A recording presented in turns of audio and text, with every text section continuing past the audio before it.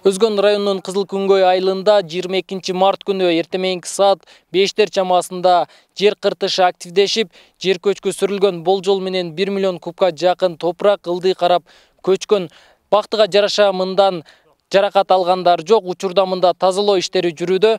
Топурак дали болсо токтобой уламдан улам ылдый карап сүрүлүүдө.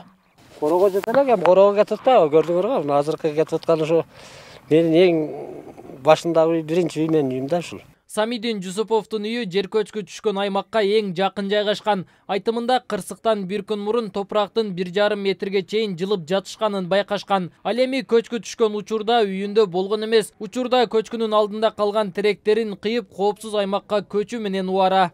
Бу жерде 2 комнат үйүм бар эле.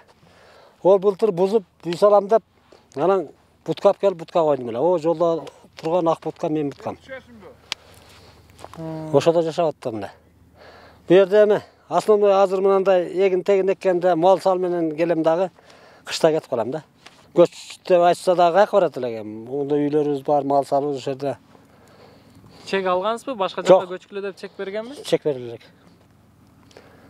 Чеги жок. Жер көчкүнүн алгачкы белгилери 2017 жылы башталган. Андан бери жергиликтүү жашоочуларга эскертүүлөрдү берип келишкен. Жер көчкү айылдагы 18 үйгө кооптулук жаратты. Мындан улам өзгөчө кырдаалдар министрлигинин кызматкерлери аларды коопсуз аймакка көчүрүп жатышат. Коопсуз аймакка убактылуу жашап туруу үчүн электр энергиясы тартылып, таза суу чыгарылды. Жалпакташ айыл өкмөтүнүн башчысы жашоочулар жер которууга макул болсо, коопсуз жайдан жер ажыратып беребиз дейт. Чечтен келген палаткалар тигилет 18 адамга. Элдин тандоосу менен ушул жер такталып, ушул жер даярдалды. Таза суусу трансформатордор коюлуп келинди уже. Бизде азыр Киров айылында 23 гектар калты конуш бар. Ген пландары жасалып, баардык токтом документтери даярдалган. Эл каалабайт ушул жерге көчүп барганды. Булар негизинен ушу Куршап, Кызыл Октябрь айламагында көчүп, ушу тууган урук баардыгы ошол жакта көчүп турушкан, анан элдин каалоосу ошол жакты гана каалашат. Ал жерге көчөмүз биз даярбыз жер берген. Коркунуч жаралган үйлөрдөгү 195 жашоочу жакын туугандарынын үйлөрүнө көчүрүлгөн. Өзгөчө кырдаалдар министрлиги көчкү түшүү ыктымалдуулугу бар башка тилкелерде түшүндүрүү иштерин жүргүзүп жатышат. Жалпакташ айыл өкмөтүндө 4 тилкеде жер көчкү коркунучу бар. Ал аймактарда 121 үй бүлө жашайт. Биринчи күнү турак жайларга 300 метр болгон болсо, бүгүнкү күнү эртемден 120 метр эле калган. Азыркы жылда 70 метрдей аралык калып атат. Биринчи эң жакын турак жайларга райондук жарандык коргонуу комиссиясы жеринде иш алып барып атат, эвакуациялап кауптуу жарандарды.